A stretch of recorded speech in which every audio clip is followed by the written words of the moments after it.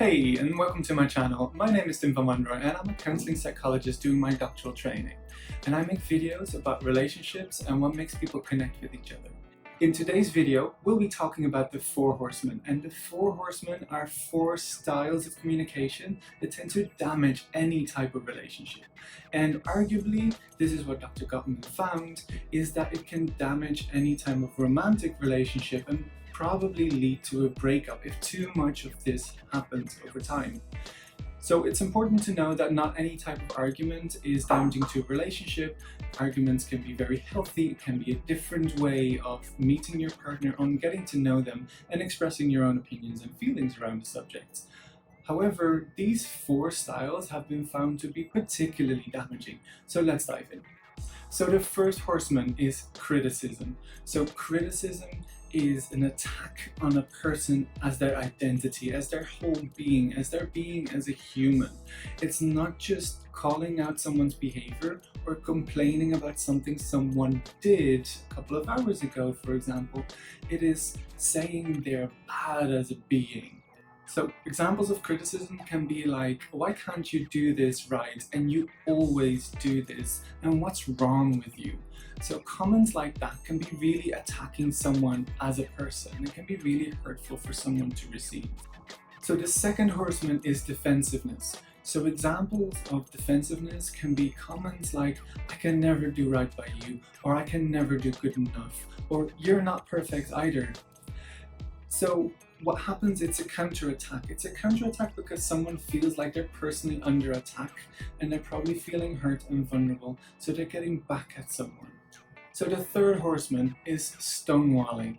Stonewalling is the lack of response. Physically or emotionally or verbally, it's the lack of any type of response from someone. So for example, when you're arguing with someone or when you're in a difficult moment and someone is not emotionally available or they're not responding to what's being said, they're either just quiet, or when it's outside of an argument, it can be that someone is somewhat actively avoiding an argument. They're trying to do everything not to have that difficult conversation. So stonewalling is the checking out, the acting busy, the avoiding the confrontation, or during a confrontation not responding, maybe leaving the room.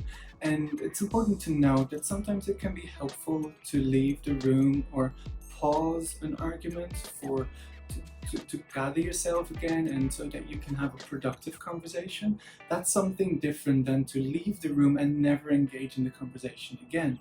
So contempt is the 4th horseman, and contempt is the communication of disrespect to someone. So contempt can be the name calling, it can also be eye rolling, not taking someone seriously.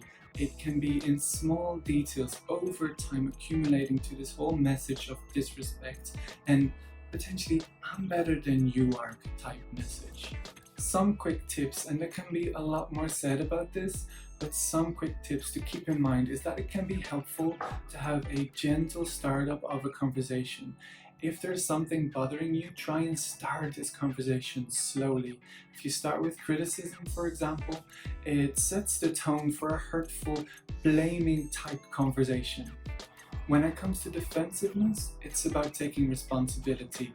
How hurtful or how tough it may be, taking some responsibility for your actions and your role in the conflict or in whatever is going on.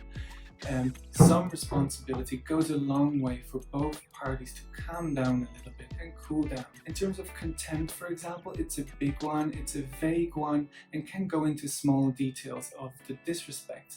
Now, to counter that, you can foster, for example, a culture of respect in your relationship. This can be done with complimenting and some time spent together in which you really communicate more openly about what you appreciate about each other. So please do let me know in the comments down below which horseman you've encountered in your life before and which you found particularly destructive. And if you're curious in hearing more about these horsemen and how to maybe counter them and overcome them, do let me know which horseman in particular you're curious to hear more about. Thank you for watching, and like and subscribe to my channel to stay tuned for more.